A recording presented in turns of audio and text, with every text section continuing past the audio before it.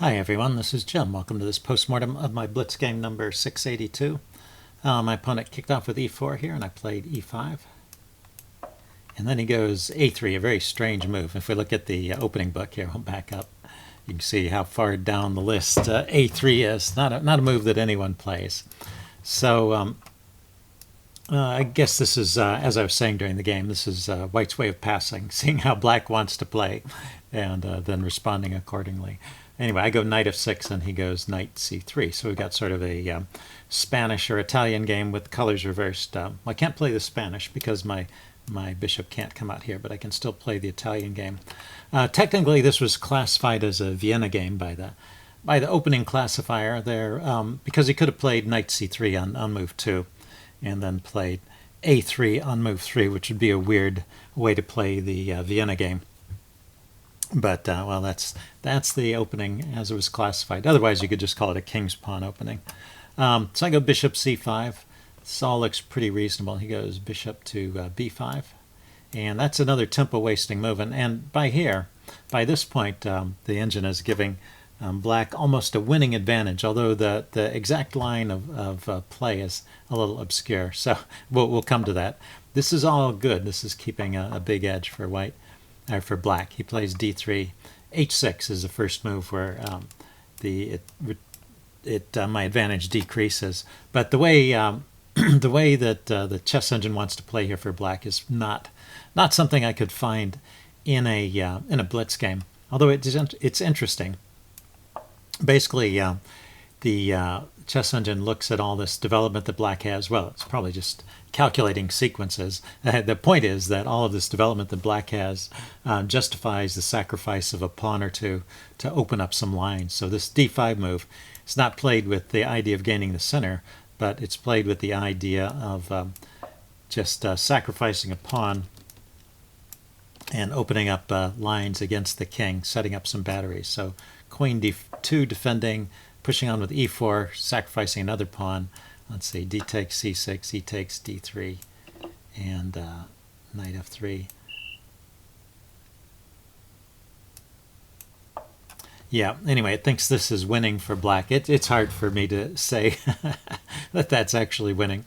It's just a big, complicated position, the sort of position a chess engine would love. But it's I think the point there is that when White has neglected his development to this extent, you can sometimes get away with those kind of sacrifices. So you can look for them in your own games. You should look for them in your own games, and sometimes you can spot them. They won't always be that complicated. Okay, but just h6 is a pretty safe move and keeps an edge for Black. I just wanted to avoid the pin here. Let's see, I go d6. He's attacking my e-pawn. I could have defended with the rook, but when the rook is here, there's once again a pin on my c-pawn, so it's not so great. It would still be difficult to play d5 without losing material. Anyway, he castles here. I go bishop e6. He goes h3. Another kind of slow move, actually, because I obviously had already decided not to put my bishop on that square. I guess it's preventing me from putting a knight on that square, but my knight more likely is going to do something like this. It's a more logical development for the knight anyway. So I think h3 is a wasted move. I go b5 here.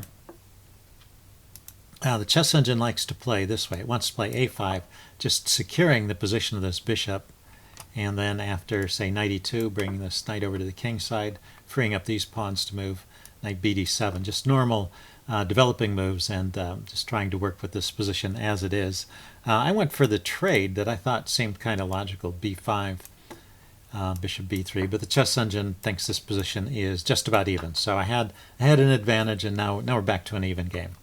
And it will stay that way for a while until White does something crazy. Okay, so b4, kicking my bishop back, and a4. I just play a6. Just solidly holding on to these queenside pawns. He takes, I take, and right here is where he does something crazy. He takes on h6, and this is just giving up a bishop for a pawn and nothing else. There's almost no compensation. The chess engine rates this position as -2, and it stays that way for quite a while. But well, things do get complicated, which is well, what a sacrifice like that will often complicate things. Let's see if we back up. The normal play might be to exchange here and play knight to h4, trying to get that to a better square. Queen back to e8, queen to f3, queen up to e6, and you know we have a game. Both sides have the same color bishop. We both have a dark squared bishop. They're both developable, if that's a word. His bishop on the dark squares is not blocked in by any of his pawns, so he has squares he can put it to, and probably here would be the best square and support some pawn pushes. You could also try and get some pressure against my c-pawn. Anyway, there are ideas here for white in this position, as well as bringing the knight in, trying to get some kind of attack going on the king side. But it seems also that black's bishop here is well positioned, and and his pieces are over here on the king side. So with good play, this is about even. Anyway, so bishop takes h6 is the losing move. Although it takes a while. Things are complicated. So I take, and he doesn't even get the pawn back. Normally you get 2 pawns for the bishop because your queen is already sitting on this dark square diagonal when you play this kind of tactic. So he only has 1 pawn for the bishop and not much else. His pieces are not getting over here very quickly. Let's see, he went knight h4. I go king h7. Goes queen f3. So he is bringing the pieces over, but I have time.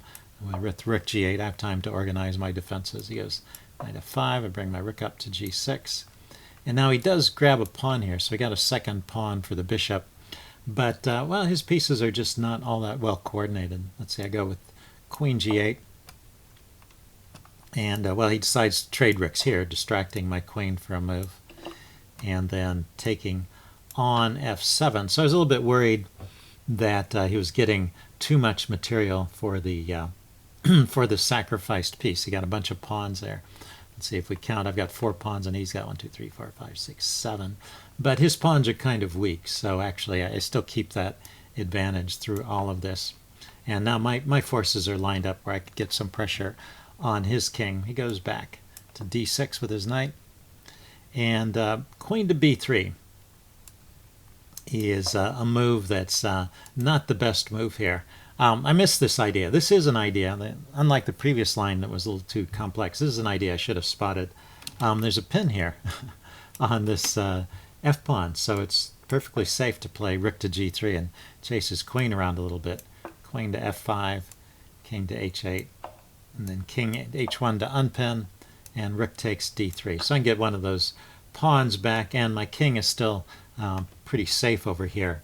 Now, I don't know if I could have calculated this out or if I would have gone for it if I could have, because it's not clear that my king is safe just from looking at it. So it's, you know, with the confidence of a chess engine behind you, you can say the king is safe here, but in a real game, you might not be able to realize it. But if we back up, I should have at least spotted this, this rook to g3 idea. Very common tactical idea when you have the bishop on this diagonal. Anyway, so I played queen b3. This keeps some kind of edge, but not best. He goes h4. He's going to try and harass my rook. I start scooping up pawns over here. He goes knight to d1. He's going to bring his knight back to the king side, and I get another pawn here. And then he plays queen f5, which is a complete blunder. This is, you know, just an example of looking at you know, your attacking moves and not playing any defense. He left this knight here totally hanging. The sad thing is I didn't take it. Let's see if we back up. What should he have played instead of queen f5? Knight f5 is a organizing move that keeps his pieces, keeps white in the game, although black is still probably with a winning advantage. Anyway, so queen f5 gives up a piece. h5. I stopped this pawn from coming forward. I saw the pin. I saw the threat, and you know, I played h5 to stop that, but just grabbing the knight would have been better. I could always, if we back up after queen takes here, if he tries d5 here, I could always give the material back immediately with knight takes. Yeah, I guess I should. But I've won another pawn and I'm still a piece up. So anyway, that's the way to play it. I went h5 to stop him from taking advantage of that pin. He brings his knight in with knight to f7. And now, once again, I need to worry about that pin. This is kind of a clever move, the next move he played. So what I should play here is king g7 to unpin that knight immediately. And then the best that white has here is to unpin my rook immediately. I mean, the best that white has here is to win a pawn over here on e5. And then, you know, I'm still a piece up. It's 3 pawns against 5. And, you know, I have some pressure against his king. So, and I'm covering with the queen and the bishop. I'm covering all the checks from his queen. So I'm in pretty good shape here. That would be best play. So, and still winning. Queen to e7 here allows him to play this knight h8 tactic, which is pretty clever, I have to admit. If I take the knight, he takes the rook, and he is threatening just to win the rook because it's still pinned. So I went over and defended and attacked the knight with my queen. He takes, and I take. So this is the point where, after the sacrifice of the bishop, this is where white got the closest to being equal, but the chess engine still gives black an advantage of, well, a score of, an advantage of -1 in this position. So let's see, he dropped his queen back to f3. He wants to keep the queen on. I played knight to g4. Want to get some counterplay going against this king. I'm piling up on the f2 pawn there. He goes knight to e3. And I bring my knight into f6. So if he trades, I still keep that pressure up. He just goes with g3, and I go with queen d1. Oh no, he goes with queen d1. Let's see, g3, I went b4. That's why I started pushing this pawn, and he went queen d1. And then this is, after this move, things fall apart in a hurry. Rook to b1 would be a way to try and continue the game, although with a winning advantage for, well, an advantage for black. I can't say it's a winning advantage at this point, but, well, once again, we still have that -1 edge to black. But queen d1, the things fall apart immediately because I can exchange out on e3, and I don't even have to take back, although taking back with check is tempting, but I realize that queen takes g3 is even stronger. Getting the queen involved, and this pawn is still hanging, and it's actually a forced mate at this point. He plays... These are all pretty much forced moves. King has to go back. Now I come in with the bishop, and he has to block. And now I give another check. King went to h1, and I took here.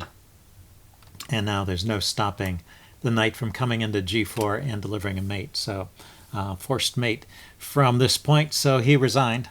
Anyway, interesting game. I was glad that even though I didn't always find the best moves, at least I was able to refute that unsound sacrifice. It's sort of your obligation as a chess player. If someone makes an unsound sack, you have to prove him wrong.